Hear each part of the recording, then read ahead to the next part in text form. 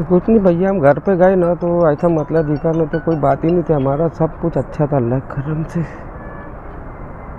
क्या नाम है आपका? मेरा नाम सलीम नाम है। कहाँ रहते आप? हम जैनब नगर में, नेशनल पंप के पीछे। और जो ये लेडीज़ है इनका क्या नाम है? उसका नाम आसिया बी।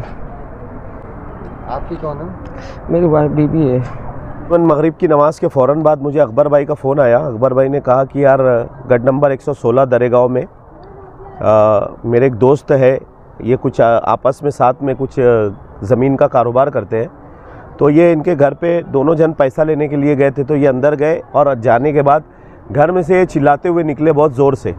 तो इन्होंने इनको पकड़ा अकबर भाई ने, और पकड़ने के बाद इनको अंदर लेकर गए। तो जाकर देखे तो घर में जो इनकी बीवी थी वो अपने ही मकान के अंदर उसने जो करना था वो किया।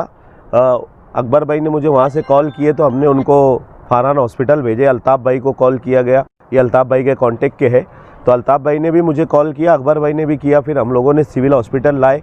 यहाँ लाने के बाद उनका जो मायका है वो औरत का, वो खामगांव का है। हम लोग तो मतलब ज़बान से क्या अल्फाज निकालना, बोल भी नहीं पाते। मालेगांव शहर में इतने हादसात हो रहे हैं तो हमको खुद अच्छा नहीं लगता, लेकिन ये मजबूरी है, तो वो हिसाब से आकर हम लोगों को बताना पड़ता है। अल्ताफ़ भाई भी बोलने के लिए इनकार कर दिए थे, मैं भी मतलब मेरा भी इरादा नहीं है बोलने का, लेकिन अब क्या करें, मजबूरी है तो बताना पड़ रहा है। अपील तो बार बार कर रहे हैं मालेगांव शहर वालों से। हादसात की जो मामलात है, खुदकुशी के जो मामलात है, वो तो बार बार आते हैं यहाँ पे। ये मतलब इस महीने का छठा या पाँचवा या छठा केस है।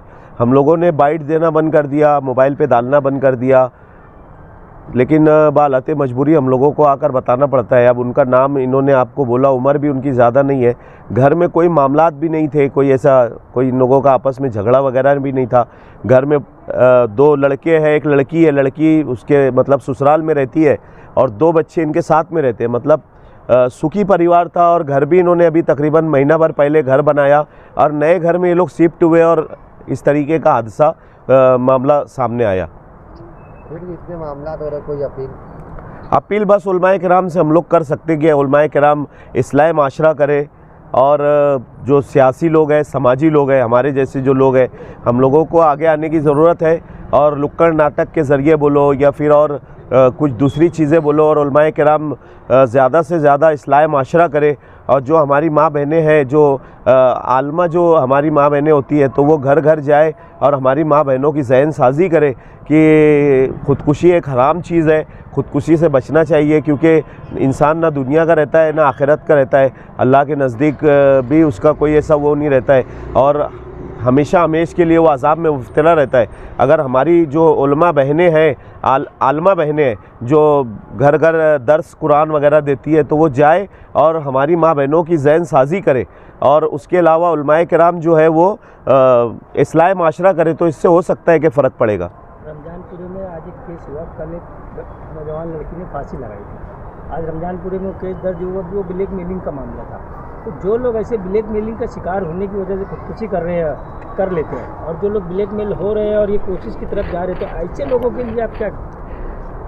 कई केसेस यहाँ पे ऐसे होते हैं, हम लोगों को आकर जो बाइट देना पड़ती है उसकी वजह ये होती है कि ज़्यादातर केसेस में ये देखने में आता है कि वो ब्लैकमेलिंग का शिकार होते हैं। जैसे कि एक दूसरे से अगर कोई मोहब्बत करता है, ये मामला कल वाला जो मामला है ये भी बड़ा ख़तरनाक था।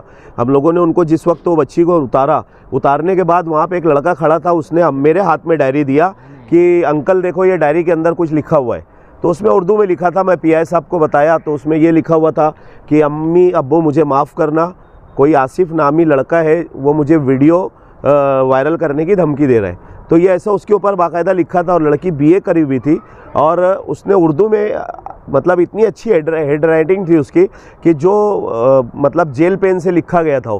जो उसने उसकी शादी के कार्ड में जो पेन का इस्तेमाल की थी, वही खुदकुशी के मामलात में भी उसने उसका इस्तेमाल की। तो हम लोग अपील ये करते हैं ऐसे लोगों से कि जो ब्लैकमेल हो रहे हो, या अगर किसी को कोई धमकी दे रहा है कि हम तेरी वीडियो वायरल कर देंगे या तेरा ये वायरल कर देंगे या वो वायरल कर देंगे, तो आप सबसे पहले माँ बाप सबसे अच्छे दोस्त होते हैं। अपने घर में अपने माँ बाप से बताएं। अगर आपको अपने अपने माँ बाप से डर लगती है तो आप अपने दोस्तों से शेयर करें। और अगर कोई दोस्त ही इस तरीके से मामलात अगर कर रहा है तो आप अगर आदमी है तो वो मस्जिद में जाता है तो इमाम साहब से मुलाकात करे और इमाम साहब को जाकर अपनी बातें बताए, क्योंकि पीछे कई मस्जिद के इमाम साहिबान हमसे टच हुए ये मामले को लेकर और आज भी आते हैं कि यार फला मुसल्ली है वो आया था और उसके साथ ऐसा इस तरीके से ये मामलात हो रहे हैं। बहुत से लोग वीडियो के ऊपर भी ब्लैकमेल हो रहे हैं, ऑनलाइन जो देखते हैं और देखने के बाद वीडियो के ऊपर होते हैं। तो कई लोग अल्हम्दुलिल्लाह हमारे बोलने के बाद वो उलमाए किराम से अपनी मस्जिद के इमाम साहिबान से टच हो रहे हैं, तो कहीं ना कहीं इसके ऊपर रोक लग रही है। और अगर लड़कियों का मामला है तो लड़कियां अपनी भाभी से वो बात को शेयर करें और भाभी से नहीं कर सकती है तो सहेली से करे या अपनी माँ से शेयर करे, तो ये केसेस रोकने के ऊपर शायद हम लोग कामयाब होंगे इंशाल्लाह। हमला जो हुआ कहाँ का है? ये दरेगांव 116 नेशनल पेट्रोल पंप के पीछे हमीदिया मस्जिद के पास।